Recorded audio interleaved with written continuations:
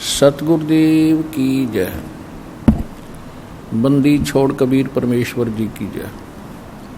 बंदी छोड़ गरीबदास जी महाराज जी की जय। स्वामी रामदेवानंद जी गुरु महाराज जी की जय हो।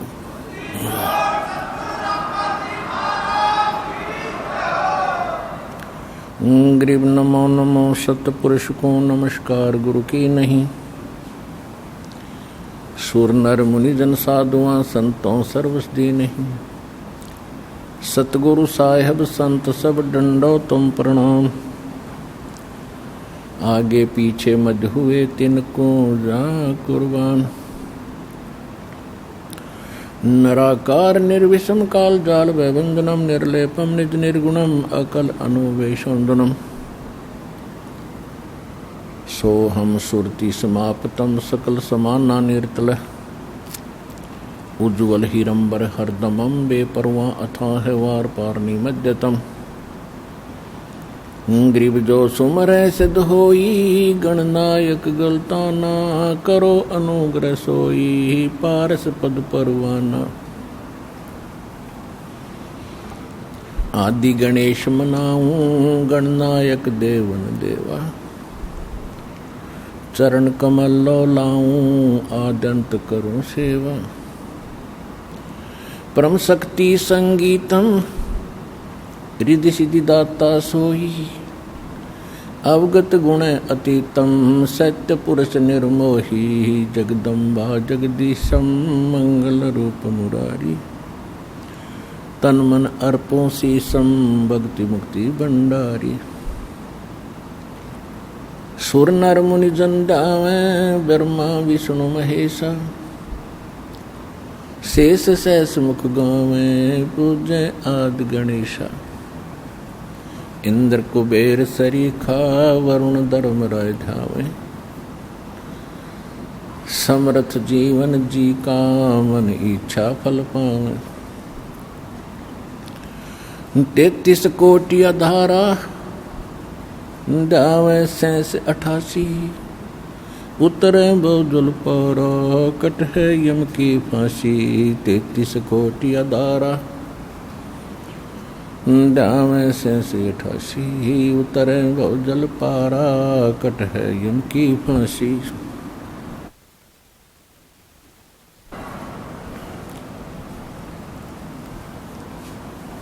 कर जोरूं विनती करूं धरूं चरण पर शीश। गुरु जी राम देवानंद जी महाराज ने दियो नाम बख्शीश। कोटि कोटि सजदा करूं कोटि कोटि प्रणाम। चरण कमल में राखियो मैं बंदी जाम गुलाम। कुत्ता हूँ गुरुदेव का रामपाल दास का नाम। गले प्रेम की जेवड़ी जाखें चोवा जाऊं। तो करो तो हो बावड़ो। दूर दूर करो तो जाऊं। जो राखो तो ही रहूं। जो देवो सो खाऊं। जय इब के सतगुरु मिले सब दुख आँखों रोए। चरणों ऊपर शीश धरूं कहूँ जो कहनी हो।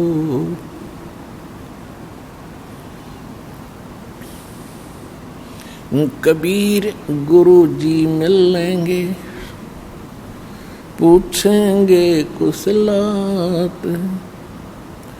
आदि अंत की सब कहूँ अपने दिल की बात गुरु जी तुम ना भूलियो, चाहे लाख लोग मिल जाएं, हमसे तुमको बहुत है, तुमसे हमको नहीं। अवगुण किए तो बहुत किए, करत न मानी और, बावे बंदा बख्श दियो, बावे गर्दन उतार। अवगुण मेरे बाप जी, बख्शो गरीब नवाज, जो मैं पूत कुपूत हूँ, बोहर पिता को लाज। परम पिता परमात्मा पूर्ण ब्रह्म सारी सृष्टि के रचनार कबीर परमेश्वर जी, कबीर परमात्मा जी की असीम रजा से आप सभी पुण्यात्माएं सत्संग सुनने के लिए उपस्थित हुए। जिन पुण्यात्माओं पर विशेष रजा परमेश्वर की होती है, वही ऐसे समागमों पर पहुंच पाते हैं, और जो बहुत ही अच्छी पुण्यकर्मी प्राणी होते हैं। परमात्मा सत्संग परमात्मा ही किया करते हैं, क्योंकि सत्य भगवान ही बोल सकता है, सत्य परमात्मा ही बता सकता है। जीव सत्य असत्य का निर्णय नहीं कर सकता, तो सत्य अविनाशी होता है, अटल होता है। सत्य साहिब भी अटल होता है। सत्य साहिब माने अविनाशी परमात्मा। वो अविनाशी परमात्मा कौन है? आज तक हमें इसी बात का निर्णय प्राप्त नहीं हुआ था कि कौन परमात्मा है जो अविनाशी है। जैसा हमारा जन्म पवित्र हिंदू धर्म में होने के कारण वर्तमान में हम अपने धर्म गुरुओं से सुना करते थे, श्री विष्णु जी अविनाशी हैं, अजरो अमर हैं। और जो शिव जी के उपासक होते थे, शिव जी जिनका इष्ट होता था, वे कहते थे शिव जी सर्वेश्वर हैं, महेश्वर हैं, सब देवों के देव हैं, सबकी सृष्टि स्थिति और संहार करने वाले यही हैं। यही तीन रूप धारण कर लेते हैं, ब्रह्मा विष्णु और शिव का। ये अजरो अमर है। कोई ब्रह्मा जी को सृष्टि का कर्ता बताता था, उत्पत्ति कर्ता बताता था, और ब्रह्मा जी ही तीन रूप धारण करता है, शिव और विष्णु का और ब्रह्मा का। तो ये हम सुनकर संतुष्ट हो चुके थे कि सचमुच ऐसा ही होगा, क्योंकि एक झूठ को 100 बार सुनने के बाद वो सत्य प्रतीत होने लग जाती है। और हमने तो ये लाखों बार सुन रखी थी, हमारे लिए तो फाइनल हो गया था। कोई ये कहने वाला नहीं था कि ब्रह्मा विष्णु महेश नासवान है। तो ये जो ज्ञान किसने दिया था? ये हमारे धर्म गुरुओं ने दिया था। तो यदि हम ये सोचें कि जीव सत्य असत्य का निर्णय कर सकता है, तो इसी उदाहरण से आप आसानी से समझ सकते हो कि जीव सत्य असत्य का निर्णय नहीं कर सकता। ऋषि महर्षियों के हम ऐसे ऐसे चमत्कार भी सुना करते थे, जैसे अगस्त ऋषि ने 7 समुद्रों को एक ही चुल्लू में ऐसे करके और पी लिया था। 7 समुद्र खाली हो गए थे। तो हम इसको क्या समझेंगे कि अगस्त ऋषि एक बड़े महापुरुष और परमात्मा प्राप्त व्यक्ति थे, ऋषि थे। फिर हम क्या सुनते थे कि श्री कृष्ण जी ने गोवर्धन पर्वत को उठा लिया था, गिरिराज को, छोटी तर्जनी उंगली पर। तो हमारे लिए फाइनल हो गया था कि जो इतने बड़े पहाड़ को उठा सकता है तो ये परमात्मा फाइनल है।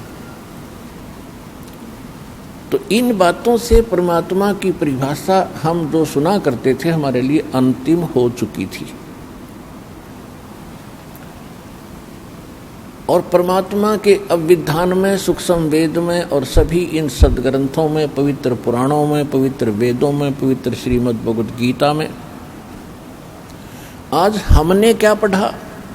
जो हमारे शिरोधार्य सदग्रंथ थे और सत्य, बिल्कुल सत्य सदग्रंथ थे, उनमें हमने आज क्या पढ़ा? श्री देवी भागवत पुराण, देवी पुराण, गीता प्रेस गोरखपुर से प्रकाशित, सचित्र मोटा टाइप। इसके 123 पृष्ठ पर स्वयं भगवान विष्णु कह रहे हैं, अपनी माता दुर्गा की वो स्तुति कर रहे हैं, प्रशंसा कर रहे हैं, महिमा गा रहे हैं। तुम शुद्ध स्वरूपा हो, ये सारा संसार तुम्ही से उद्भासित हो रहा है। मैं ब्रह्मा, विष्णु जी कह रहे हैं, मैं ब्रह्मा और शंकर, ये सब आप ही की कृपा से हम विद्यमान हैं। हमारा आविर्भाव माने जन्म और तिरोभाव माने मृत्यु होता है। हम नित्य नहीं हैं, हम अविनाशी नहीं हैं। और आप नित्य हैं, प्रकृति देवी है। शंकर भगवान कहते हैं कि हे माता, जब सबसे पहले ब्रह्मा, विष्णु जी और ब्रह्मा जी जब आपसे उत्पन्न हुए हैं, तो क्या मैं तमोगुणी लीला करने वाला शंकर आपका पुत्र नहीं हुआ? फिर क्या कहते हैं कि हम तीनों गुणों युक्त, हम केवल तीनों गुण युक्त, हम केवल नियमित कार्य ही कर सकते हैं। इससे कितनी बात सिद्ध होगी? एक तो ब्रह्मा विष्णु महेश नासवान है, और जो हम सुना करते थे इनके कोई माता पिता नहीं है, ये भी सिद्ध हो गया कि दुर्गा इनकी माता है।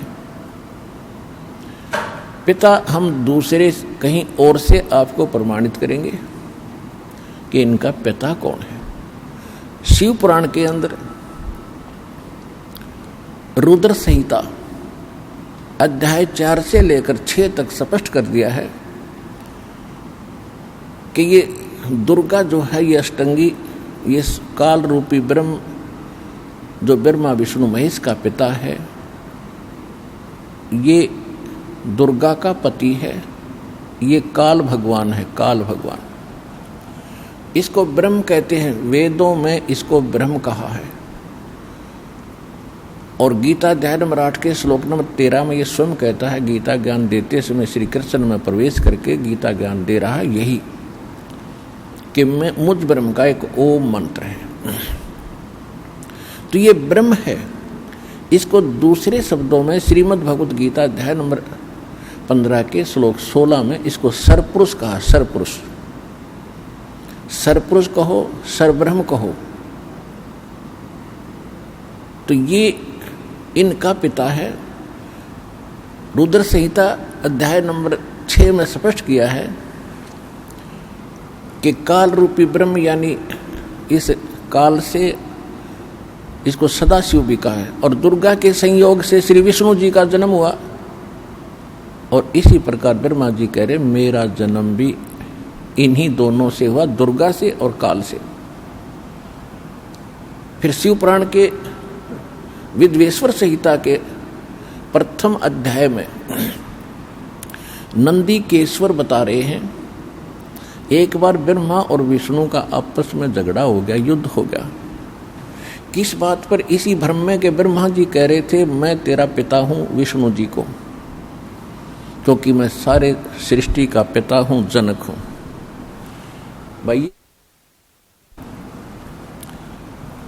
और विष्णु जी कह रहे थे कि मैं तेरा बाप हूं, क्यों तो आप मेरी नाभि से उत्पन्न हुए हो, नाभि कमल से। इसी बात पर इन दोनों का युद्ध हो गया। इनके युद्ध समाप्त कराने के लिए इनके पिता काल ने, सदाशिव ने सदाशिव रूपी ब्रह्म ने इनके बीच में एक स्तंभ खड़ा कर दिया, पिलर। ये युद्ध करना बंद करके उस पिलर के और छोर को खोदने लगे। तब ये स्वयं आकर खड़ा हो गया शंकर भगवान की वेशभूषा में। ये ऐसे ही छलकपट करता, अपने वास्तविक रूप में कभी किसी के सामने प्रकट नहीं होता। इन्हीं तीनों कभी ब्रह्मा जी के रूप में, कभी अपने पुत्र विष्णु जी के रूप में, कभी अपने पुत्र शिव जी के रूप में ये कहीं प्रकट होकर और लीला कर जाता है। साधक भ्रम में पड़ जाता है कि ये ब्रह्मा सगुण जो देवता हैं या विष्णु जी जो सगुण देवता हैं, यही सब कुछ है। तो ये अभी तक बिजली गिरी रही, यही अज्ञान इन ऋषियों में समाया रहा।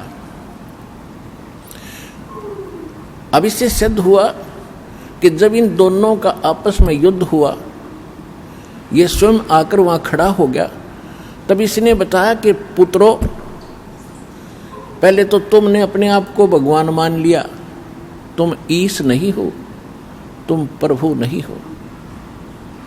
ये जो कुछ भी 21 ब्रह्मांड में है ये मेरा है, यहां का मैं मालिक हूं।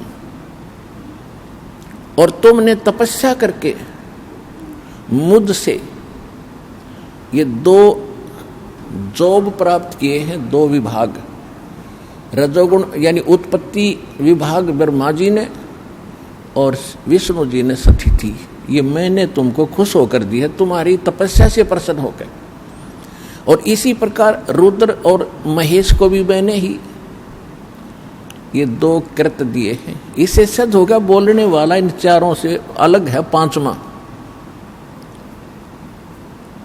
तो पुण्यात्माओं, अब सिद्ध हो गया कि ब्रह्मा विष्णु महेश इनका पिता है ये काल रूपी ब्रह्म, और ये कभी किसी के सामने नहीं आता। और इनकी माता है दुर्गा।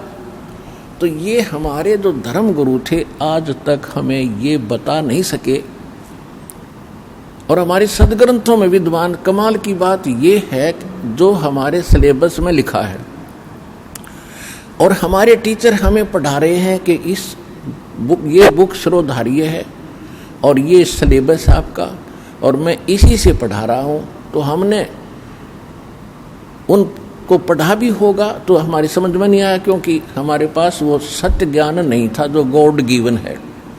क्योंकि सत्य परमात्मा ही दे सकता है और जीव सत्य असत्य का निर्णय नहीं कर सकता। और फिर देवी पुराण के अंदर वही सचित्र मोटा टाइप गीता प्रेस गोरखपुर से प्रकाशित के 414 पृष्ठ पे Vyas ji, writer of the Vedas, writer of Shrimad Bhagavad Gita, writer of Puranas, इन सब का लेखक है वेद व्यास जी। और वेद व्यास जी बता रहे हैं कि सतयुग में ब्राह्मण वेद के पूर्ण विद्वान होते थे और वो दुर्गा जी की पूजा करते थे। खाक वेद के विद्वान थे जो दुर्गा की पूजा करते थे, और ये मंदिर उन्होंने ही बनवाए हैं दुर्गा जी के। दुर्गा मीन माया के पुजारी थे, वह माया के पुजारी दुर्गा के। और उसी देवी पुराण के 7वें स्कंद में हिमालय राजा को ब्रह्म स्वरूप का ज्ञान कराते हुए वो क्या बताती है कि हे राजन, मेरी भक्ति करेगा तो इतना ही लाभ होगा। अब मैं तुझे ब्रह्म के बारे में जानकारी देती हूं, और उस ब्रह्म का एक ओम मंत्र है। उस ओम मंत्र का जाप कर ब्रह्म प्राप्ति उद्देश्य रख, तेरा कल्याण हो जाएगा। और वो ब्रह्म लोक में रहता है, तुम वहां चले जाओगे, तुम्हारा कल्याण हो। अब देवी तो कह रही है ब्रह्म की पूजा करो, और हमारे ऋषि कह रहे हैं कि वेद के ब्राह्मण, हमारे जो धर्म गुरु थे सतयुग में ब्राह्मणों से ही चला हमारा धर्म गुरु, यही रहे इस पूरे विश्व के। और ये कह रहे हैं दुर्गा की पूजा करो। हर वेद में वेद के विद्वान थे, वेद में है कहीं दुर्गा के एक अक्षर दिखा दो दुर्गा की पूजा का होता है। तो खाक विद्वान थे। वेद पढ़ने पर भेद ना जान, ये बच्चे पुराण 18, और पत्थर की पूजा करें और भूल गए सिरजनारा। ये सूक्ष्म वेद भगवान ने बताया, उस ज्ञान में लिखा है। जो सत्य ज्ञान है। फिर क्या बताया है कि दुर्गा कह रही है कि ब्रह्म की पूजा करो, और ब्रह्म क्या कह रहा है? ब्रह्म क्या कह रहा है? गीता अध्याय नंबर 8 के श्लोक 13 में गीता ज्ञानदाता ये ब्रह्म है, श्री कृष्ण में प्रवेश करके बोलता है ये ऐसे ही छल करता है जैसे विष्णु पुराण में आपको बहुत बार दिखाया है। एक बार देवताओं का राक्षसों का युद्ध हो गया, राक्षस जीत गए, देवता हार गए। देवता ने जाके फिर कहीं एकांत स्थान पर छुप छाप कर भगवान की प्रार्थना की। ये काल विष्णु रूप धारण करके उनके सामने प्रकट हो गया और इसने कहा कि आप, मैंने जो तुम्हारी मन की बात है वह जान ली, आप जाओ और एक पुरिंजय नाम का अक्षत्रिय राजा है, उसको युद्ध के लिए अपने पक्ष में खड़ा कर लो और देवताओं को कोई साथ कर लो और राक्षसों को ललकारो। मैं उस पुरिंजय के शरीर में प्रवेश करूंगा और राक्षसों को मार दूंगा। ये गीता प्रेस गोरखपुर से प्रकाशित श्री विष्णु पुराण के 3 अध्याय में और 233 पृष्ठ पे है। फिर 242 पृष्ठ पे इसी अध्याय में फिर क्या लिखा है? एक बार गंधर्वों का और नाग कुल वाले व्यक्तियों का आपस में युद्ध हुआ तो गंधर्व जीत गए और नाग गोत्र वाले जो नाग कुल के थे वह पराजित हो गए। तो इन्होंने फिर भगवान की स्तुति की। फिर ये काल फिर प्रकट हो गया इनके सामने विष्णु रूप धारण करके। इसने कहा कि तुम जो मानधाता का पुत्र है पुरकुत्स, उस पुरकुत्स ने या तैयार करो युद्ध के लिए, अपने पक्ष में खड़ा कर लो, फिर मैं उसमें प्रवेश करूंगा और फिर गंधर्व न मार दूंगा, नाश कर दूंगा। ऐसा ही कर दिया।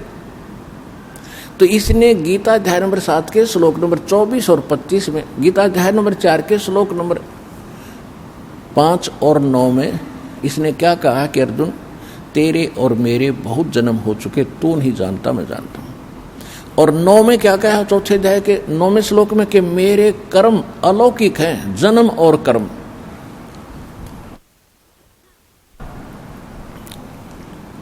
अब इसके कर्म अलौकिक कैसे हैं? जैसे प्रकुत्स में प्रवेश करके राक्षस मार दिए, पुरिंजय में प्रवेश करके गंधर्व मार दिए, और जब महाभारत का युद्ध होने के लिए तैयार हो गया, आमने सामने सेना खड़ी होगी, और उससे पहले श्री कृष्ण मना कर रहा था भी युद्ध ना करो, बहुत जुल्म हो जाएगा। और यहाँ तक कह दिया था, पांडवों को समझा दिया था कि तुम 5 गांव मांग लो।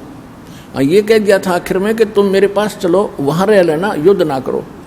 तो पांडवों ने लास्ट में 5 गांव डिमांड कर दी थी कि दुर्योधन सारी पृथ्वी में से 5 गांव दे दे, हम अपना निर्वाह कर लेंगे।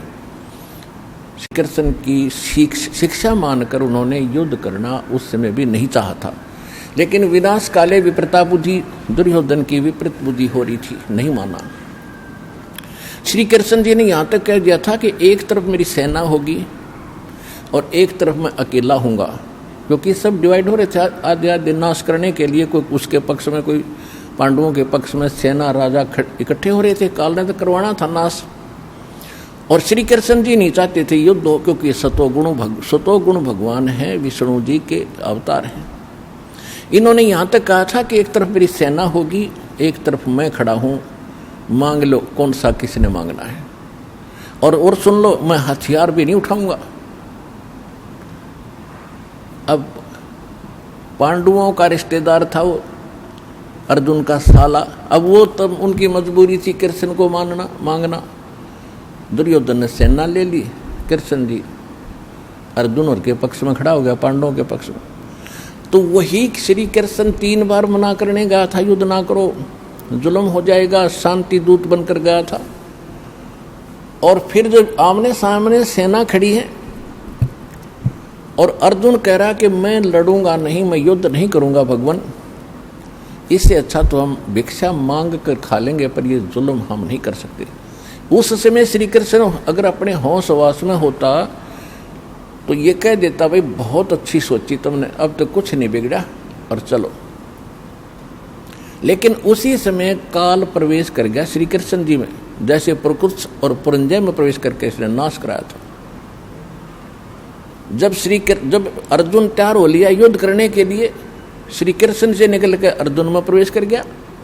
एक का मारा था 20 मरे थे, एक तीर मारा था 20 सामने का निकल गया था, उद्मस्त करवा दिया और पाप क्रम लिखवा दिए सारे पांडवों के गले में, मस्तक में लिखवा दिए। अब गीता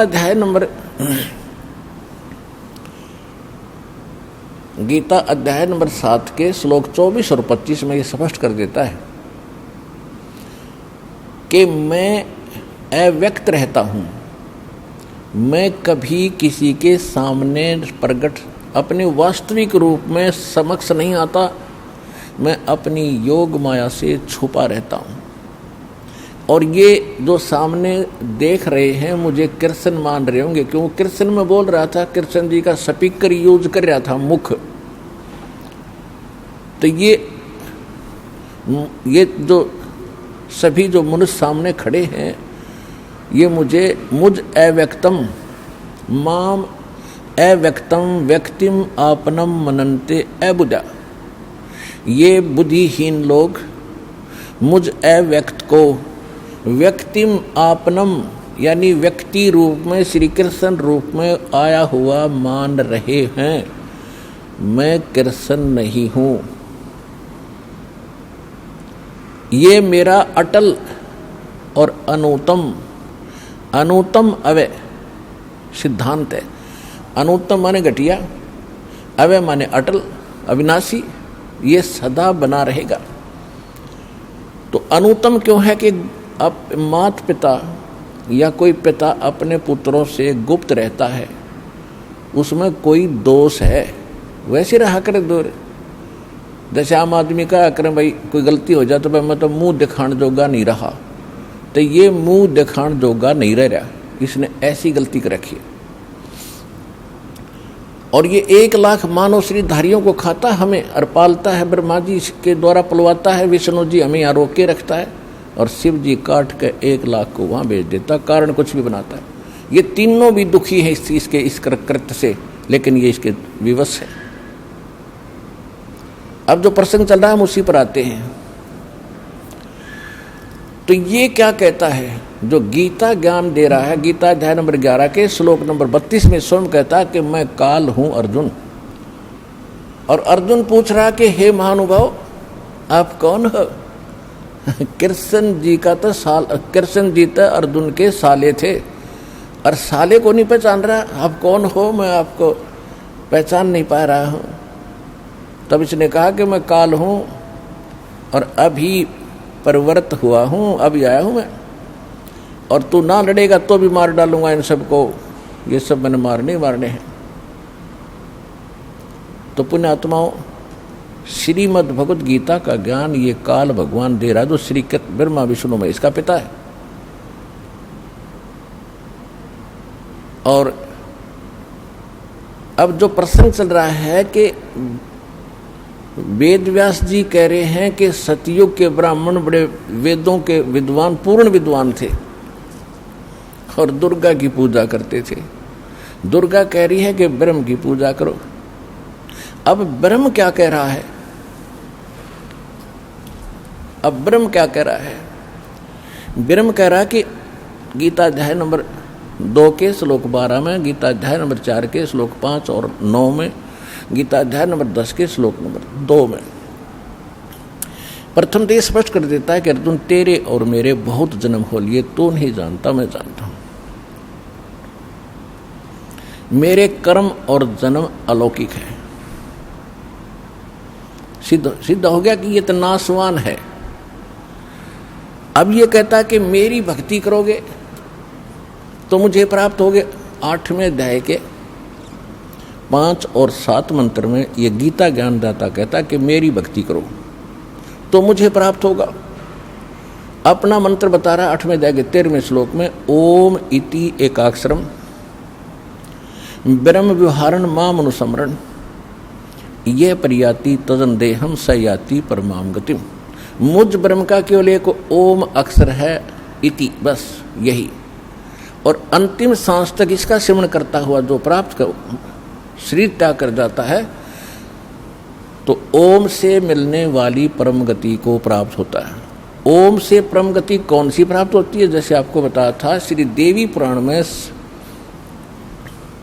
7वें स्कंद में और 652 पृष्ठ पे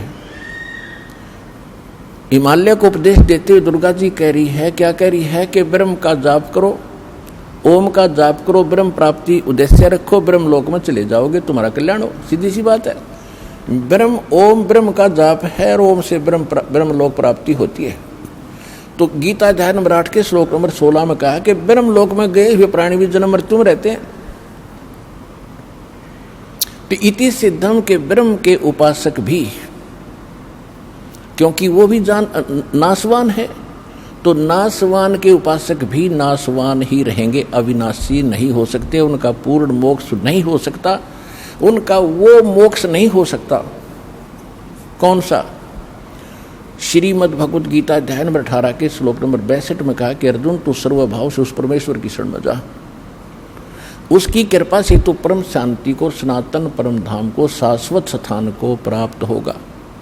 उसके विषय में ऑप्शन छोड़ दिया है चौथे अध्याय के 32 और 34 श्लोक में कि वो तत्व ज्ञान, वो परमात्मा ही स्वयं अपने मुख कमल से आकर बोलता है, वो यथार्थ ज्ञान है, वो सत्य ज्ञान है, वो सत्संग है। और उसमें विस्तार के साथ आध्यात्मिक यज्ञों यानी धार्मिक अनुष्ठानों की जानकारी विस्तार से दी गई है, वो तत्व ज्ञान है। उस तत्व ज्ञान को तू तत्वदर्शी संतों के पास जाकर समझ, उनको दंडवत प्रणाम करके विनम्रतापूर्वक प्रश्न करने से वो तत्व ज्ञान का उपदेश करेंगे। इति सिद्धम के गीता जी के अंदर वो ज्ञान नहीं है जो तत्व ज्ञान, वो इससे हटकर है। और इससे यह भी सिद्ध है कि गीता ज्ञानदाता भी उस तत्व ज्ञान से अपरिचित है। गीता अध्याय नंबर 15 के श्लोक नंबर 4 में कहा है कि जब तत्वदर्शी संत और तत्व ज्ञान प्राप्त हो जाए उसके पश्चात परमेश्वर के उस पर परम पद की खोज करनी चाहिए, जहां जाने के बाद साधक फिर लौटकर कभी संसार में नहीं आते। और जिस परमेश्वर ने सब ब्रह्मांडों की संसार रूपी वृक्ष की रचना की है और केवल उसकी ही शरण में रह उसी की भक्ति कर, तो गीता ज्ञानदाता ने फाइनल कर दिया कि वो परम अक्षर ब्रह्म की भक्ति कर, वो पूर्ण परमात्मा की भक्ति कर। अब गीता अध्याय नंबर 7 के श्लोक नंबर 29 में गीता ज्ञानदाता बता रहा है कि जो मैंने ज्ञान दिया है कि तत्वदर्शी संत की खोज कर लो, और जो मेरे इस ज्ञान का आश्रय कर लेता है वो जरा और तो वो व्यक्ति जो जरा और मरण से छूटने के लिए प्रयत्नशील हैं, जरा माने वृद्धावस्था के दुख और मरण माने मृत्यु के कष्ट से जो परिचित हो चुके हैं, वो उन जो इससे छूटने के लिए ही भक्ति कर रहे हैं, यत्नशील हैं, वो तत्ब्रह्म को और सारे अध्यात्म को और सभी कर्मों को जान चुके हैं, वो उससे परिचित हैं। जब यहाँ के पूरे अध्यात्म से हम परिचित हुए और यहाँ के जो इन कर्मों से हम परिचित हुए, कितने भयंकर दुख हम भोग रहे हैं, तो आज हम क्या चाह रहे हैं? हम केवल जरा और मरण से छूटना उद्देश्य रखते हैं। तो गीता अध्याय नंबर 7 के श्लोक 29 में जब ये कहा कि तत्ब्रह्म को और सारे अध्यात्म को और सब कर्मों से वो परिचित है व्यक्ति जो केवल जरा और मरण के लिए ही भक्ति से छूटने के लिए भक्ति करते हैं, संसार की किसी अन्य वस्तु की डिमांड नहीं रखते, तो वो तत्ब्रह्म से परिचित हैं। तत्ब्रह्म तो गीता अध्याय नंबर 7 के गीता अध्याय नंबर 7 में श्लोक कुल 30 हैं। 29 में आपको बता दिया। 30 में इसने ये कहा कि जो मेरे तक सीमित है वो मुझे ही जानते हैं और किसी के तक उनकी बुद्धि जाती नहीं, क्योंकि उनको तत्वदर्शी संत नहीं मिला। फिर 8वें अध्याय का प्रथम मंत्र अर्जुन पूछता प्रथम मंत्र में कि हे भगवान, फिर वो तत्ब्रह्म क्या है? वो तत्ब्रह्म क्या है? कौन है वो तत्ब्रह्म? 8वें अध्याय के 3 श्लोक में गीता ज्ञानदाता ने कहा कि वो परम अक्षर ब्रह्म है। अब देखो, सरब्रह्म नासवान भगवान, अक्षर ब्रह्म अविनाशी भगवान, और परम अक्षर ब्रह्म यानी उस अविनाशी से भी विशेष अविनाशी। अब हम आते हैं गीता अध्याय नंबर 15 के श्लोक नंबर 16 और 17 में। गीता अध्याय नंबर 16 के अंदर 2 पुरुष बताए। गीता अध्याय नंबर 15 के श्लोक 16 में 2 पुरुष बताए, सरपुरुष और अक्षर पुरुष। हम इनको दूसरे शब्दों में कहेंगे सरब्रह्म और अक्षर ब्रह्म। ब्रह्म माने भगवान, प्रभु, स्वामी, मालिक। सरब्रह्म तो ये, सरपुरुष तो ये खुद है गीता ज्ञानदाता, ये 21 ब्रह्मांड का स्वामी है। और ये सर माने अविनाशी है ही, ये खुद भी मानता है मेरे और तेरे बहुत जन्म हो चुके। अक्षर ब्रह्म है, ये है 7 संग ब्रह्मांड का स्वामी, लेकिन इसकी आयु बहुत घनी है, इसलिए इसको भी सथाई बोल दिया। सथाई जैसे एक तो मिट्टी चीनी का बना हुआ ये सफ़ेद कप होता है, प्लेट होती है, बर्तन, इनका तो मालूम है हाथ से छूटे फर्श पे गिरे टुकड़े टुकड़े, अंडरस्टूड है। और एक है स्टील के बर्तन, तो वो गिर भी जाएंगे, वो टूटेंगे नहीं जल्दी से, तो वो उससे तक घने सथाई है, इसलिए उनको भी सथाई बोल दिया। लेकिन नहीं, इनको भी जंग लगेगा और एक दिन ये बिना मिट्टी बन जाएंगे, इनका समय भले ही ज़्यादा हो। इसी प्रकार गोल्ड जो सोना है, इसको जंग नहीं लगता, इसका ऐसे हरास नहीं होता। ये एक समझने के लिए एग्जाम्पल है, उदाहरण है। तो फिर क्या बताया है गीता अध्याय नंबर 15 के श्लोक 16 में? सरपुरुष और अक्षर पुरुष, और जितने इन के अंतर्गत प्राणी हैं ये भी नाशवान और ये भगवान भी नाशवान, इनके अंतर्गत सभी प्राणी भी नाशवान। लेकिन जीव आत्मा नहीं मरती, ये अलग विषय है, वो तो किसी की भी नहीं मरती, कुत्ते के सुअर की भी नहीं मरती। फिर गीता अध्याय नंबर 15 के श्लोक नंबर 17 में स्पष्ट कर दिया है, जैसे अक्षर पुरुष बोला 16 में, तो अक्षर का अर्थ अविनाशी होता है। यहाँ इसलिए एक श्लोक और बोलना पड़ा कि उत्तम पुरुष तु अन्य परमात्मा इति उदाहरते। यह लोकतरम अविश्य विवर्ती अवय ईश्वर है। अवय माने विनाशी। इसका हिंदी अनुवाद ऐसा बनता है कि उत्तम पुरुष, पुरुषोत्तम यानी उत्तम पुरुष तो कोई और है ऊपर वर्णित दोनों से, सरपुरुष अक्षर पुरुष से कोई और है वो पुरुषोत्तम, और जिसको परमात्मा कहा जा सकता है, कहा जाता है। पुण्यात्माओं, परमात्मा का अर्थ होता है श्रेष्ठ आत्मा। और जो यहाँ क्या हाल हो रहा है, किसी की टांग कट गई, किसी का बेटा मर गया, किसी की बेटी मर गई, किसी की आंख फूट गई, कोई कोढ़ में, कोई कैंसर से पीड़ित है, कोई दुर्घटना मर रहा है, और एक दिन लास्ट में सभी ने मरना है। तो जिस लोक का मालिक, जो यहाँ का स्वामी है, क्या वो परमात्मा हो सकता है? नहीं, परमात्मा नहीं है ये। लेकिन हमने इसको परमात्मा मान लिया क्योंकि हमसे श्रेष्ठ है, हमसे तगड़ा है यो। और इसको आप भी ये स्पष्ट करता है 15वें अध्याय, गीता अध्याय नंबर 15 के श्लोक 18 में, कि मैं लोकवेद माने दंत कथा, सुनी सुनाई बातों से, जैसे हम लोकवेद के आधार से ब्रह्मा विष्णु महेश को अविनाशी माना थे और इनके कोई माता पिता नहीं, ये हमने लोकवेद के आधार से फाइनल हो चुका था। अब वास्तविकता का पता चला, तो इसी प्रकार ये कहता है कि मैं लोकवेद के आधार से पुरुषोत्तम प्रसिद्ध हूँ। क्यों? क्योंकि मेरे अंतर्गत जितने प्राणी हैं ये जीवात्मा हैं और ते शरीर में है, इनसे मैं तगड़ा हूँ, मजबूत हूँ, श्रेष्ठ हूँ, ताकतवर हूँ, इसलिए मैं पुरुषोत्तम प्रसिद्ध हो गया। मैं पुरुषोत्तम वास्तव में नहीं हूँ, क्योंकि वो तो 15वें अध्याय के 70वें श्लोक में कंसेप्ट क्लियर कर दिया कि उत्तम पुरुष है तो अन्य, पुरुषोत्तम तो कोई और है। और वही तीनों लोकों में प्रवेश करके सबका धारण पोषण करता, सबका पालन करता हुई है। तो गीता अध्याय नंबर 15 के श्लोक नंबर 1 से 4 तक की संक्षिप्त वर्णन है कि उल्टा लटका हुआ संसार रूपी वृक्ष है, ऊपर को जड़ है, मूल है, उस संसार रूपी वृक्ष के नीचे को तीनों गुण, तीनों गुण रूपी शाखा। तीनों गुण कौन है? रजगुण ब्रह्मा, सतगुण विष्णु, तमगुण शिव जी।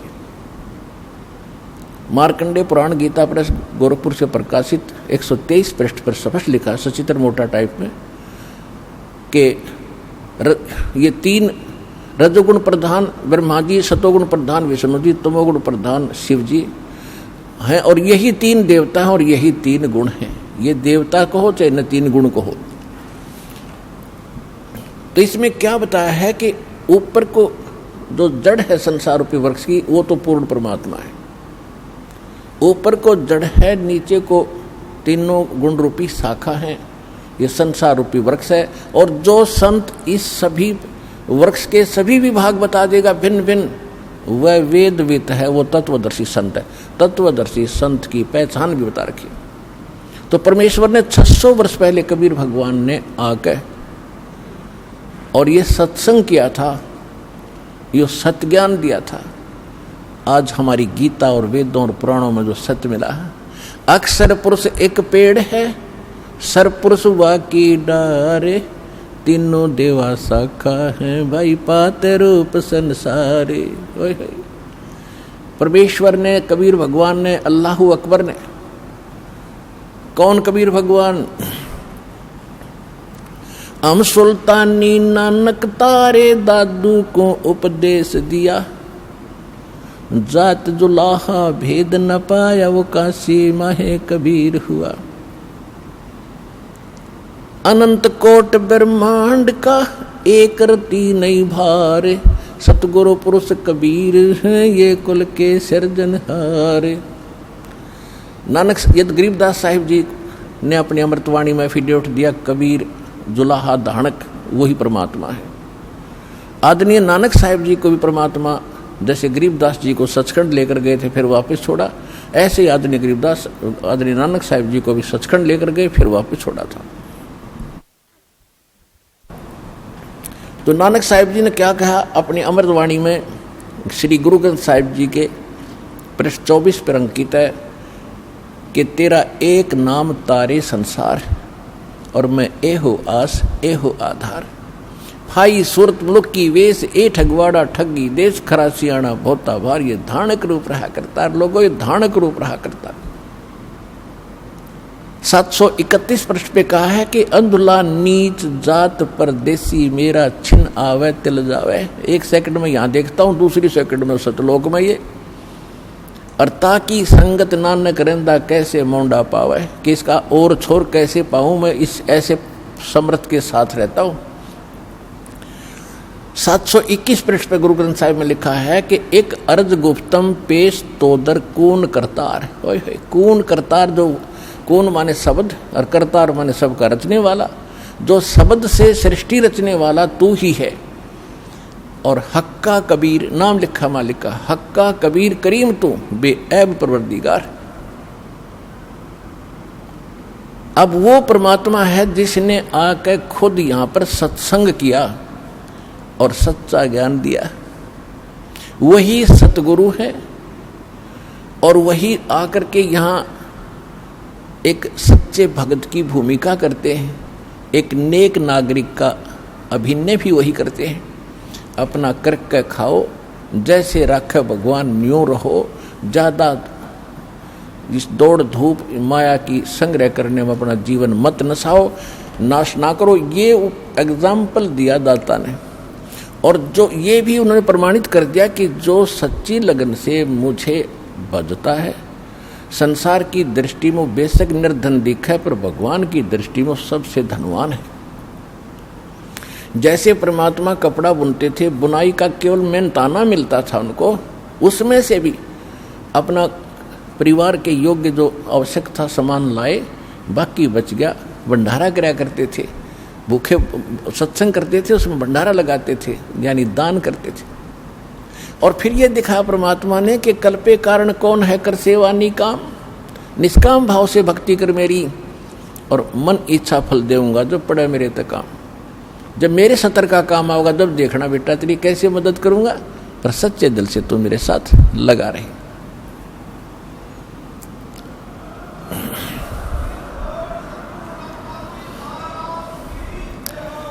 अब हम उसी प्रसंग पर आते हैं कि परमात्मा ही आकर सत्संग सुनाते हैं। सत्संग का अर्थ सत्य हो, सत्य ज्ञान, सत्य विचार, प्रत्येक एक वर्ड टू वर्ड सत्य होता है सत्संग का। उसमें कोई मीन मेख, कोई शंका नहीं रहती। शंका एक बार हो सकती है जो प्रथम बार सुनते हैं, लेकिन जो प्रमाण देखेंगे वो शंका समाप्त हो जाएगी। तो उस परमेश्वर ने 600 वर्ष पहले आकर सत्संग किया था। अक्षर पुरुष एक पेड़ है, जैसे पृथ्वी से बाहर दिखाई देता है। जो पेड़ का हिस्सा जो पृथ्वी से तुरंत बाहर जो दिखाई देता है वृक्ष, वो पोर्शन है अक्षर पुरुष, अक्षर पुरुष। और उससे ऊपर मान लीजिए उसमें से 2-3 मोटी डार निकलती हैं, तो उनमें से एक मोटी डार समझो ये सरपुरुष, और उस डार के फिर शाखा है 3 मान लीजिए एक एग्जाम्पल के लिए। ये 3 शाखा हैं रजगुण ब्रह्मा, सतगुण विष्णु, तमगुण शिव जी। और फिर उनसे आगे जो पत्ते वगैरह हैं वो समझो आप और हम हैं। अब जैसे कई भक्त पूरा सत्संग दास का सुनते नहीं, एक बार कहीं दुर्भाग्य उनका कि ये सुनने को मिल जाता है कि ब्रह्मा विष्णु महेश 3 देव की जो करते भक्ति उनकी कदे ना हुआ मुक्ति, तो वहीं वो स्विच ऑफ कर देते हैं टीवी को। तो ये उनका दुर्भाग्य है। पहले ये सुनो कि पहली बार आप सुन रहे हो कि इनकी भक्ति जो करता है वो मुक्त नहीं हो सकता, तो ये तह तक जाना चाहिए कि ये जो बोलने वाला ये मूर्ख है या किस टाइप का आदमी है, ये तो सुन लो। और ना अच्छा लगे तो ठीक है भाई, अपनी जो कर रहे हो करते रहो, सुनने में भी क्या दिक्कत है। तो जिस कारण से ये क्या कह देते हैं कि रामपाल तो ब्रह्मा विष्णु महेश की भक्ति छुड़वाता है। भक्ति नहीं छुड़वाता दास, भक्ति यानी इनकी साधना नहीं छुड़वाता। इनको तुम पूज्य मानकर, इष्ट मानकर पूजते हो, ये भ्रम निवारण कर रहा हूं कि ऐसा नहीं करना। जैसे संसार रूपी वृक्ष है, इसका प्रमाण मालिक ने दे दिया। अक्षर पुरुष एक पेड़ है, सरपुरुष वाकी डार, तीनों देवा शाखा है, पात्र संसार। और मूल कौन है, रूट कौन है, वो जड़ कौन है जो पृथ्वी के अंदर गुप्त है, अव्यक्त है, वो प्रोक्ष है। तो वो जड़ जो है उससे सबका, उस पूरे वृक्ष का पोषण होता है। गीता अध्याय नंबर 15 के श्लोक नंबर 17 में यही निर्णय दिया है कि उत्तम पुरुष तो अन्य परमात्मा इति उद्धारते। वह केवल सबका को सुख सुख देता, परमात्मा से कहते हैं, वो दुख नहीं देता। और ये जो लोक त्रयम्, तीनों लोकों में अविश्य माने प्रवेश करके विभर्ति माने सबका धारण पोषण करता है, वो अव्यय ईश्वर है। वो है वो अविनाशी परमात्मा जो सबका पालन पोषण भी वही करता। तो 15वें अध्याय के प्रथम श्लोक को अब समझोगे आप। इसमें क्या बताया है कि ऊर्ध्व मूलम अधः शाखम अश्वत्थम अव्ययम प्राहु, अव्यय प्राहु अव्ययम, और छंदासी यस्य प्रणानी ये तम वेद से वेदवित। ऊपर को जड़ और नीचे को शाखा वाला ये संसार रूपी अविनाशी पीपल का वृक्ष समझो। और इसके जो विभाग हैं, छंद हैं, पत्ते आदि इसके छंद विभाग हैं। इनको सभी को जो जानता है तत्व से, वो तत्वदर्शी संत है, यानी वो वेद का के तात्पर्य को जानने वाला, ज्ञान के जानने वाला। तो इससे सिद्ध हो गया कि जैसे कोई कहते हैं कि भी रामपाल तो ब्रह्मा विष्णु में इसकी पूजा छुड़वाता है, इनकी भक्ति बंद कराता है। भक्ति देखो, एक तो होती है साधना और एक होती है पूजा। जैसे हमने आम खाने हैं, आम खाने के लिए हमारे जो पूज्य हैं वो फल हैं, फल, आम का जो फल लगेंगे।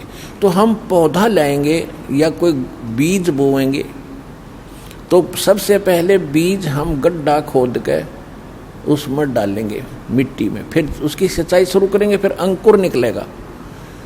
तो उसको हम जड़, उसकी जड़ नीचे होता है, जैसे हम कहीं नर्सरी से भी लाते हैं पौधा, तो लगा के उसको गड्ढे में, तो सिंचाई जड़ की करते हैं और शाखा ऊपर आती है।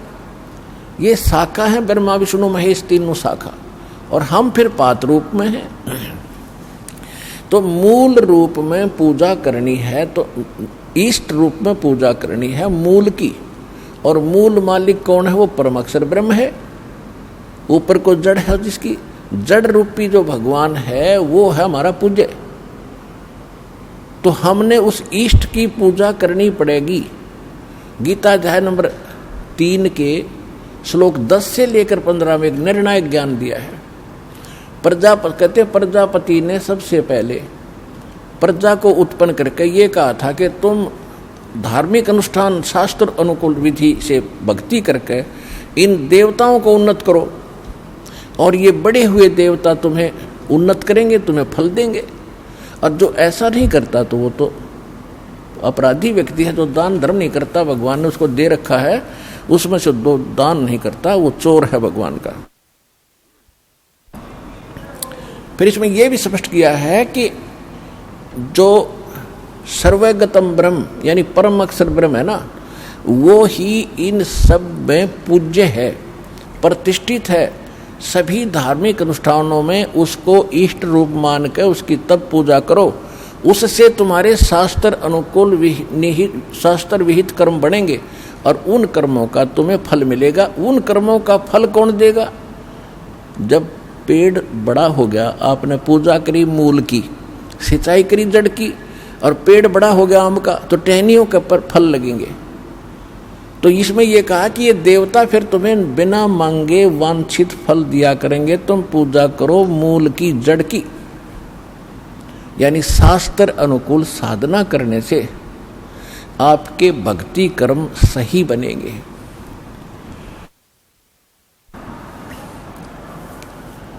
तो इससे सिद्ध हो गया कि दास इनकी पूजा नहीं छुड़वाता, इनकी साधना नहीं छुड़वाता। अब कोई मूर्ख कहेगा कि टहनी काट दो पेड़ की, जड़ जड़ में पूजते रहो, ये कोई हो सकता है? तो ये हम यहाँ जहाँ रह रहे हैं, ये ब्रह्मा विष्णु महेश यहाँ के प्रधान हैं, और ये सदा बने रहेंगे। ये मृत्यु को प्राप्त हो जाएंगे। नए ब्रह्मा विष्णु महेश मंत्री ये अपनी दुर्गा से पैदा करके तैयार रखता है, कोमा में रखता है उनको, और युवा जब ब्रह्मा की मृत्यु होने को होती है, दूसरे को उठाकर युवा स्थिति में उनको रख देता है। विष्णु की मृत्यु निकट आती है तो पहले पैदा कर लेता अपनी दुर्गा से, और एक लड़के को कोमा में रखता है, उसको विष्णु शकल में उत्पन्न होता है, वो उसको वहाँ बैठा देता है। ऐसे शंकर की उत्पत्ति करता है। तो जो प्रसंग चल रहा है उसी पर आते हैं कि अब गीता ज्ञान दाता भी नाशवान और अक्षर पुरुष भी नाशवान, केवल परम अक्षर ब्रह्म है, वो वास्तव में अविनाशी परमात्मा है, और वही यहां आकर के यथार्थ ज्ञान प्रदान करता है।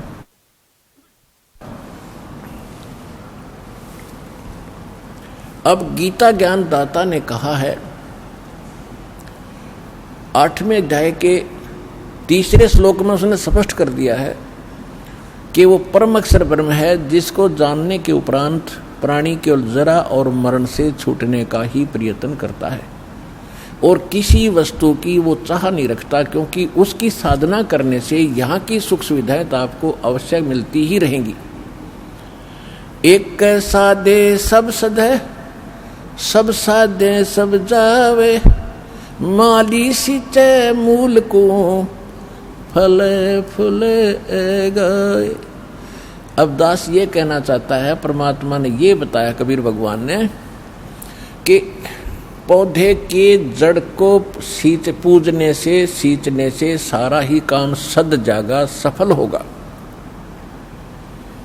एक कै साधे सब सदे, और सब साधे सब जावे। तो परमात्मा ने ये बताया था कि आप जी ब्रह्मा विष्णु महेश को इष्ट मानकर इनकी पूजा करने लगे, तुमने मूल की पूजा त्याग दी जो भगवान पूर्ण है।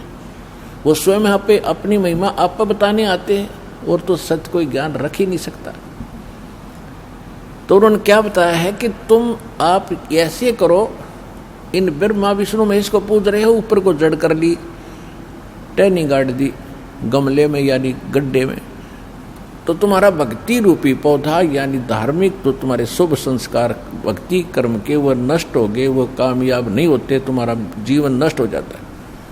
जैसे टहनी गमले में गाड़ने से और मूल जड़ ऊपर करने से पौधा नष्ट हो जाता है, ऐसे आपकी शास्त्र विधि ताकर मनमाना आचरण करने से आपकी भक्ति नष्ट हो जाती है। श्रीमद् भगवद गीता अध्याय नंबर 15 के श्रीमद् भगवद गीता अध्याय नंबर 16 के श्लोक 23 और 24 में स्पष्ट किया है कि जो शास्त्र विधि को त्याग कर मनमाना आचरण करते हैं, मनमानी पूजाएं करते हैं, जो शास्त्र विहित नहीं है, शास्त्रों में वर्णित नहीं है, तो उनको न तो सुख होता है, न कोई सिद्धि प्राप्त होती है और न ही उनको परम गति होती है। और इन तीन वस्तुओं के लिए ही हम भक्ति करते हैं कि यहाँ भी हमें राहत मिले, हमारे अंदर परमात्मा की ऐसी ताकत आवे, सिद्धि आवे, ताकि हम यहाँ से चलें जब सतलोक सीधे जाएं, को रोक ना सके, हमारी गति हो। और यहाँ पर भी क्योंकि भगवान की भक्ति से हमारे अंदर सिद्धि आ जाती है, जो किसी भूत प्रेत पितर देव का कोई प्रकोप हम पर असर नहीं करता है, तो वो सिद्धि इसलिए हमारे अंदर संग्रहित रहनी चाहिए। हम उसको दुरुपयोग करते रहे, दुरुपयोग करके हम मोक्ष से वंचित हो जाते थे, तो इसलिए हमने अपना टैर पंचर करना नहीं है। कैसे करते रहे, थोड़ी बहुत कोई जंतर मंतर किया, किसी को आशीर्वाद दे दिया, किसी को बद्दुआ दे दी, तो दोनों से आपकी वो भक्ति जो सिद्धि आपके अंदर वो खत्म होने लगी। यहाँ प्रभुता तो खूब हो जाती है ऋषि में ऋषियों की, लेकिन भविष्य उनका माइनस हो जाता है। तो यह बताया है कि जो शास्त्रानुकूल साधना करते हैं उन्हीं को सब सुख प्राप्त होता है। और उसके लिए गीता अध्याय नंबर 16 के श्लोक 24 में यह भी स्पष्ट कर दिया कि शास्त्र ही इसका आधार मानना, कौन से भक्ति क्रम करने योग्य हैं, कौन से ना करने योग्य हैं। तो शास्त्र यानी सदग्रंथ कौन से हैं? फिर सदग्रंथ दास बहुत बार आपको बता चुका है, फिर भी बताते रहते हैं, क्योंकि नए नए भक्त आते हैं और ये परमात्मा की महिमा पुराणों को भी सुननी पड़ती है। पुराने जो ओल्ड भक्त हैं, बहुत पहले के लगे हुए हैं, उनके लिए भी ज्ञान सुनना अनिवार्य है, क्योंकि उसको ज्ञान यज्ञ का लाभ मिलता है। तो ये कौन से सदग्रंथ प्रमाणित है हमारे लिए? वैसे तो सभी धर्मों के जो सदग्रंथ हैं वो आदरणीय हैं। जैसे ये 3 पुस्तकों का, 3 किताबों का संग्रह बाइबल, जैसे जबूर, तौरात और इंजिल का संग्रह, तीनों का ये बाइबल है। और पवित्र बाइबल, पवित्र कुरान शरीफ या मजीद, ये एक ही हैं। कुरान शरीफ को हो चाहे कुरान मजीद को हो, सिर्फ अंतर अक्षर का है। और पवित्र चारों वेद, पवित्र श्रीमद् भगवत गीता, पवित्र पुराण 18 पुराण, और पवित्र सूक्ष्म वेद जो स्वयं परमात्मा आकर यथार्थ ज्ञान देता। जो सूक्ष्म वेद है, जो गॉड गिवन स्पिरिचुअल डायरेक्ट है, जो अपने मुख कमल से यहाँ आकर परमात्मा बोलता है, बताता है, वो है ऑल इन वन, यानी कंप्लीट इन ऑल रिस्पेक्ट, जिसके अंदर सब ही ज्ञान है। वेदों वाला भी है, श्रीमद् भगवद गीता वाला भी है, कुरान वाला भी है, पुराण वाला भी है, और बाइबल वाला भी ज्ञान है, और गुरु ग्रंथ साहिब वाला भी ज्ञान है।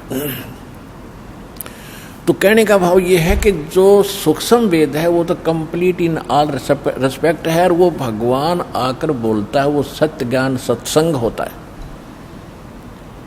फिर भी उस ज्ञान को आज हम नहीं मान रहे थे कि वो कौन सा ज्ञान है। वो जो गीता अध्याय नंबर 4 के श्लोक नंबर 32 में कहा है कि परमात्मा सच्चिदानंद घन ब्रह्म इन्होंने ये गलती कर रखी है अनुवादकों ने गीता में 4 अध्याय के 32वें श्लोक में इन्होंने ब्रह्मण्य शब्द का अर्थ गलत कर दिया, वेद कर दिया।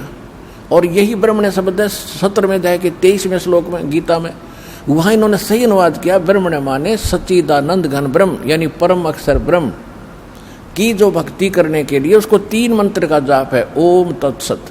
तो यहाँ 4 अध्याय के 32वें श्लोक में जब वापस हम आते हैं तो ये ब्रह्मण्य का अर्थ हमने यहाँ पर सच्चिदानंद घन ब्रह्म करना पड़ेगा। इन्होंने अर्थ गलत कर दिया, क्योंकि ब्रह्म माने भगवान और वेद माने उसका संविधान।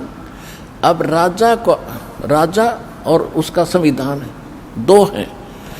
राजा तो एक चेतन है और उसका संविधान जो है वो एक जो उसके नियम है।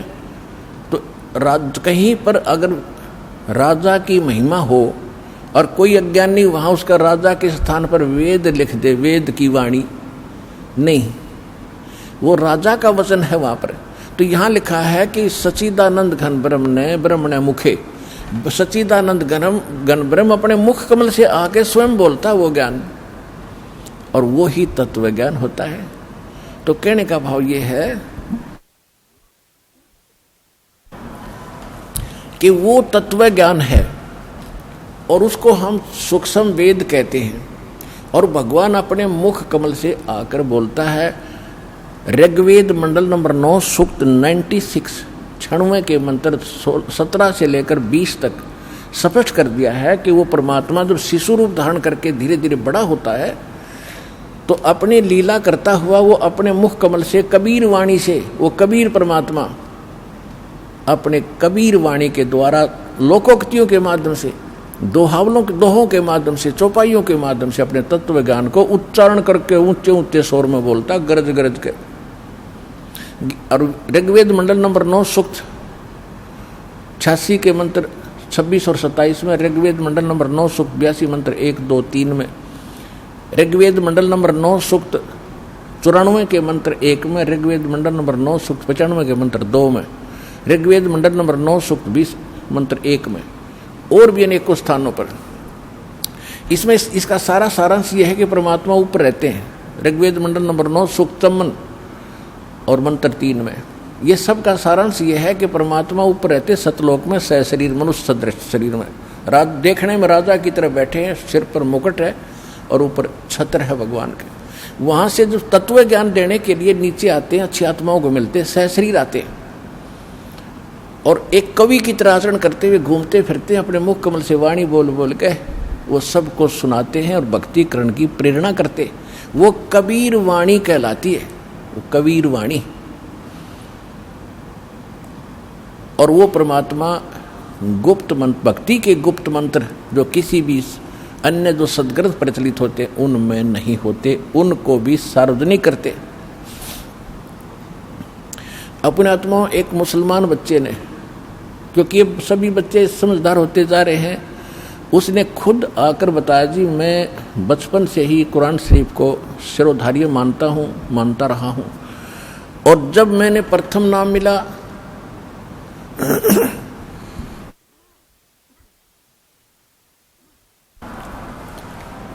पहले तो सारा ज्ञान आपका तुलनात्मक देखा, कुरान शरीफ में भी देखा कि आप बताते हो भी वो परमात्मा कोई और है, कुरान शरीफ का ज्ञान दाता स्वयं कहता है मैं भी उससे परिचित नहीं हूँ। तो मैं प्रभावित होकर दीक्षा ली। जब मैंने सेकंड नाम लिया तब मेरा चांदना और रोशनी हुई हृदय में। उसने बताया कि इस कुरान शरीफ के अंदर एक सुरह नाम की सूरत है, सुरा, और 42 नंबर है। उसकी प्रथम आयत में लिखा है 3 मंत्र जो गीता अध्याय नंबर 17 के श्लोक नंबर 23 में कोड वर्ड है। उसमें तो एक सार्वजनिक है ओम, इसमें तीनों गुप्त हैं, आन सीन काफ। तो मुझे जब दूसरा मंत्र मिला तो तब ईद में ध्यान गया कि एन सीन काफ, एन, तो जो ए शब्द है ये उस 3 मंत्रों में से जो प्रथम मंत्र है ओम, तो ए इसका प्रथम मंत्र है, एन ओम हो गया यो। और दूसरा मंत्र जो है उसका प्रथम मंत्र स है, तो यो सीन हो गया। और तीसरा विलायु सार शब्द होगा, इसका मन अभी तक पता नहीं, पर ये कन्फर्म हो गए दोनों कि ऐन सीन का प्रथम आयत में। तो तीन, अब उस ज्ञान को देने वाला भी ब्रह्म है, कुरान शरीफ का ज्ञान दाता भी ब्रह्म है, उस तौरात इंजिल और जबूर का ज्ञान देने वाला भी वो ब्रह्म ही है, और गीता का ज्ञान देने वाला ब्रह्म है। क्योंकि इसने जो गीता का ज्ञान पहले दे दिया, तो इसने फिर और अन्य अधिक ज्ञान देने की आवश्यकता नहीं समझी। अपने मोटा मोटा विधान जो भी इसने भ्रमित करना था, जैसे करना था, अपना यो डंगा चलाना था, वो चलवा दिया। तो गीता में यो बहुत पहले ज्ञान बोल चुका था, और वेदों का ज्ञान पहले सार्वजनिक हो चुका था। तो कहने का भाव दास आपको ये बताना चाहता है कि ये जो सदग्रंथ अपने हैं, अब इनमें सबसे मूल है वो तत्व ज्ञान जो भगवान स्वयं आकर बताता है। आज के सत्संग का विषय यही था कि सत्संग परमात्मा ही कर सकता है। सत्य माने सच्चा, सच का जो साथ है, सत्य का जो ज्ञान है, भगवान बिना कोई दे नहीं सकता।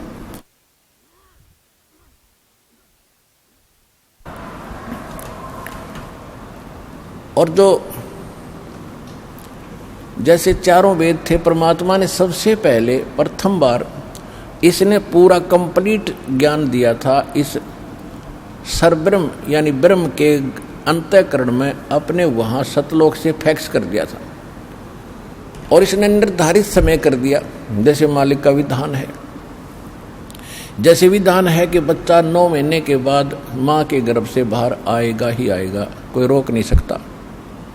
ऐसे ही परमात्मा ने इसके अंदर फैक्स कर दिया था। जब ब्रह्मा विष्णु महेश थोड़े जवान हुए, उस समय इसके श्वासों से वो बाहर निकल गया, अपने आप इस ब्रह्म के श्वासों से बाहर निकला।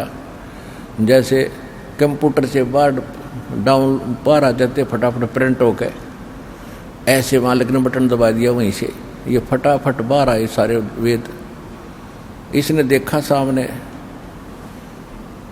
उसमें सारा ज्ञान भगवान के बारे में जानकर, इसने ये जुल्म किया कि जो परमात्मा के मूल मंत्र थे, मूल ज्ञान था, वो इसने नष्ट कर दिया, और भगवान के डर से ये 4 वेद यानी इतना रख लिया।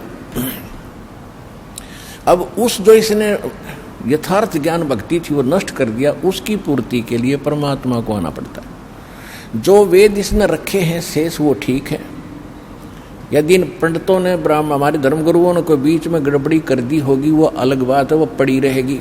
क्योंकि हमारे पास कंप्लीट स्पिरिचुअल नॉलेज विद प्राप्त है, तो हमने उसकी भी गणेश की जरूरत नहीं रही।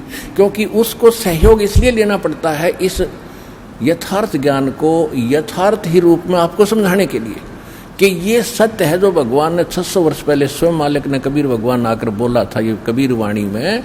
तो आज आपके वेद भी बता रहे हैं, जैसे भी बचे खुचों को आप सत्य मान रहे थे, उसमें भी यही वर्णन है।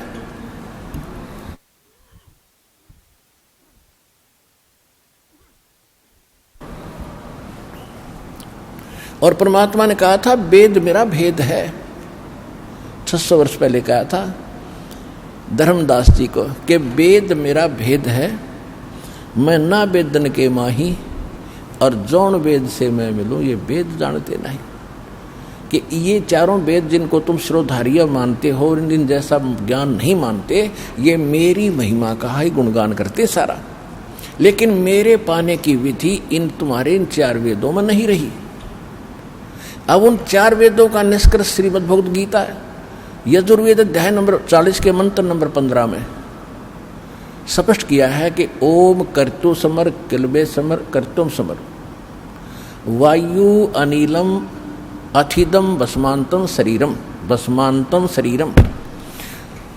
जब शरीर नष्ट हो तब तक वायु अनिलम यानी श्वास उश्वास से, वायु माने भी वायु, अनल माने भी वायु, वायु अनिलम यानी श्वास उश्वास से, अथिदम भस्मांतम शरीरम अमृतम भस्मांतम शरीरम, ओम कर्तु समर किलबे समर और कर्तुम समर। ओम नाम का जाप काम करते करते स्मरण करो, विशेष कसक के साथ स्मरण करो, मनुष्य जीवन का मूल कर्तव्य जानकर भगवान का ये मंत्र जाप करो। और इसको वायु अनिलम, अब ये स्पष्ट हो रहा है श्वास उश्वास से इसका सिमरण है, लेकिन इनको समझ में आया नहीं। और अंतिम सांस तक, जब तक शरीर भस्म हो, अंत हो, तब तक इसका सिमरण करना। इससे जो अमृतम प्राप्त होगा, अमृतो जो इससे मिलना है वो प्राप्त हो जाएगा। उससे कितना अमृतम है? अमृतो ही आपको पता ही दिया कि ब्रह्म ओम का जाप ब्रह्म का है, ब्रह्म ओम के जाप से ब्रह्मलोक प्राप्ति होती है। ये बहुत लंबा समय है इसका वहाँ रहने का ब्रह्मलोक के महास्वर्ग में। उसके बाद भी फिर इनका जन्म मृत्यु होता है, इतना अमृतो है। फिर गीता यजुर्वेद अध्याय नंबर 40 के अंदर केवल 17 श्लोक हैं, 17, और 15वें में इसने अपनी महिमा बता दी, मेरा एक ओम मंत्र है। फिर 17वें में इसने बता दिया कि वो परमात्मा तो प्रोक्ष है, वो मूल भगवान तो गुप्त है, और मैं ब्रह्म हूं, और मैं खम अहम खम ब्रह्म सो अहम। वो तो परमात्मा अव्यक्त है, और अहम मैं ब्रह्म हूं, और मेरा ओम नाम है, मैं ब्रह्मलोक रूपी दिव्य आकाश में रहता हूं। तो इसने स्पष्ट कर दिया कि वो परमात्मा कोई और है। और यजुर्वेद अध्याय नंबर 40 के मंत्र नंबर 10 में स्पष्ट कर रखा है कि कोई तो भगवान को कहते जन्म लेता संभवात, कोई कहता है जन्म लेता ही नहीं, असंभवात, अजन्मा है। और जन्म लेने के उदाहरण देते हैं, राम और कृष्ण रूप में ये वही आता है। इस तरह की लोकवेद दंत कथा ही सुनाते हैं। लेकिन इसके विषय में भगवान जन्म लेता है या नहीं लेता है, वो कैसा है, उसके लिए तत्वदर्शी संतों से पूछो, धीराणाम, विज्ञानी पुरुष तत्वदर्शी संत पुरुष बताएंगे, उनसे पूछो। तो इससे सिद्ध है कि गीता और वेदों का ज्ञान एक है। श्रीमद् भगवद गीता वेदों का सारांश है। इसमें भी ओम नाम के अतिरिक्त और कोई मंत्र नहीं। ये तो ब्रह्म का। फिर इसने बताया है कि जो परम अक्षर ब्रह्म है, 17वें अध्याय के 23वें श्लोक, कि जो परम अक्षर ब्रह्म है उसके पाने का जो उसकी प्राप्ति करने वाला उस स्थान को प्राप्त कर जाएगा जहां जाने के बाद साधक फिर लौटकर कभी संसार में नहीं आते। 15वें अध्याय के 4थे श्लोक में श्रीमद् भगवद गीता में। तो ओम तत्सत इति निर्देश ब्रह्मणे त्रिविध समर्थ है। अब क्या बताया है कि उस सच्चिदानंद घन ब्रह्म की प्राप्ति का 3 मंत्र के जाप का और 3 ही विधि से जाप करने का निर्देश है। अब जिनको सारनाम प्राप्त हो चुका है उनको मालूम है कि 3 मंत्र को 3 ही विधि से जाप होता है। जैसे सतनाम आपको प्राप्त है, एक मंत्र बाहर छोड़ते हैं, एक अंदर लेते हैं, हो गया ना 2 विधि से। और जिसने तीसरा प्राप्त है उस, तो इस तरह ये 3 विधि से इसका जाप है, और यही मूल मंत्र है। इसके सहयोगी मंत्र और हैं जो छोटे मोटे अक्सर कहीं कहीं पुराणों में उनका वर्णन है।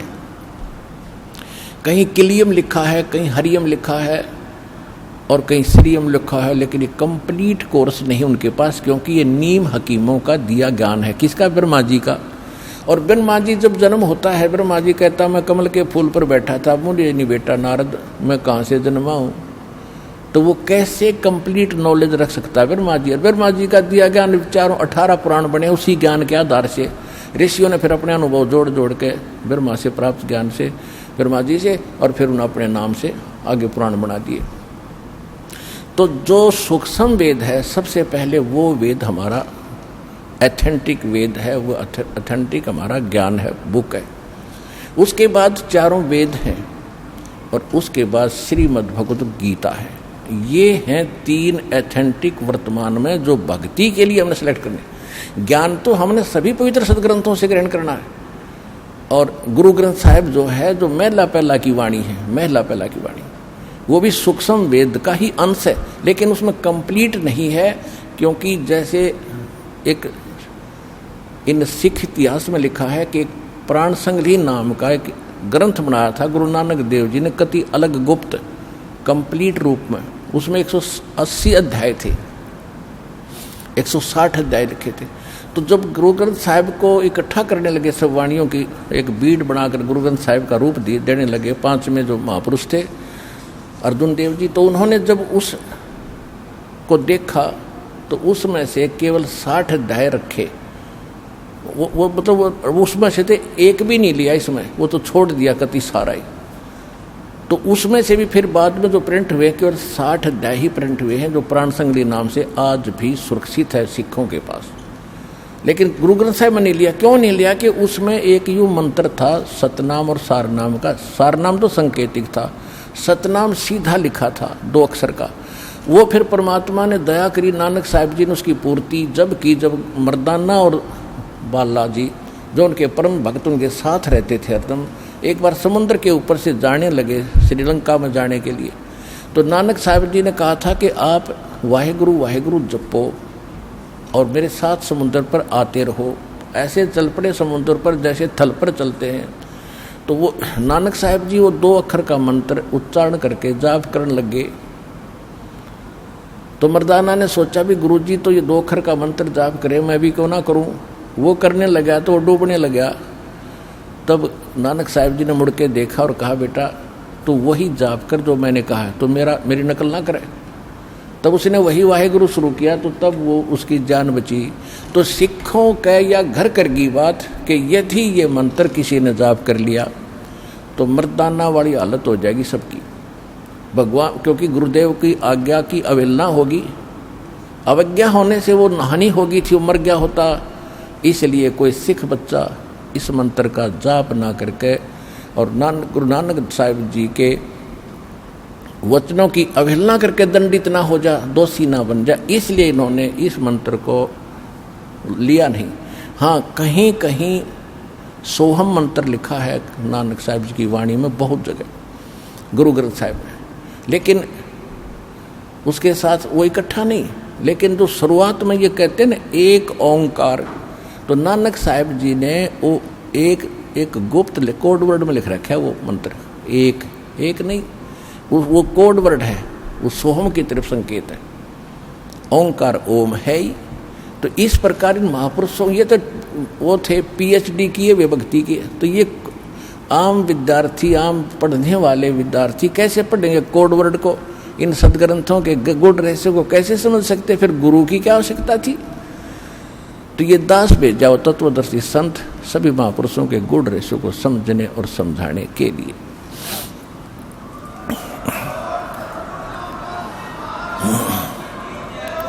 तो प्रसंग तो चल रहा है कि हमारे एक तो सदग्रंथ सबसे पहले सुख संवेद, फिर गुरु ग्रंथ साहिब और नानक साहिब जी की जो लीला में लिखा है कि वो मंत्र जाप करते, फाइनल हो गया कि नानक साहिब जी का मोक्ष पूरे सिख समुदाय मानता है। और सभी ये आराधा स्वामी पंथ निकला ही गुरु ग्रंथ साहिब को पढ़कर इन्होंने अलग से अपनी खिचड़ी पकाई है। और ये नाम गलत जाप करते हैं और नानक साहिब जी को मुक्त मानते हैं कि तो महापुरुष थे, ये पूर्ण मोक्ष हुआ है। तो इनका मोक्ष हुआ किस मंत्र से है? तो उसी मंत्र से अपना मोक्ष होगा, बात बनाने से नहीं हो सकता। उसके साथ साथ ये 2 अक्षर का मंत्र है, इसी का जाप किस किस ने किया? नामा छिपा ओम तारी पीछे सोहम भेद विचारी, सार शब्द पाया जद लोई, आवागवन बहोर ना होई। अब जो प्रसंग थोड़ा सा रह गया बीच में, 8वें अध्याय के 5 और 7 मंत्र में गीता ज्ञानदाता ब्रह्म कहता है कि मेरी भक्ति कर मुझे प्राप्त होगा और युद्ध भी करना पड़ेगा, काम भी कर और मंत्र भी जाप कर। सूक्ष्म वेद भी इसका संकेत करता है कि यहाँ जब तक आप हो, नाम उठत नाम बैठत नाम सोत जागबे, नाम खाते नाम पीते नाम सेती लागबे। गीता अध्याय नंबर 8 के और श्लोक नंबर 5 और 7 मत इसने अपनी बता दी, मेरी भक्ति कर। 8, 9, 10 श्लोक में 8वें अध्याय के इसने कहा कि परम अक्षर ब्रह्म की जो भक्ति करता है उसको प्राप्त होता है। और उसके लिए उसने ऑप्शन छोड़ दिया, तत्वदर्शी संत बताएंगे। तत्वदर्शी संत ही आपके पास है, अपना कल्याण कराओ और मुक्ति पाओ। बोलो सतगुरुदेव।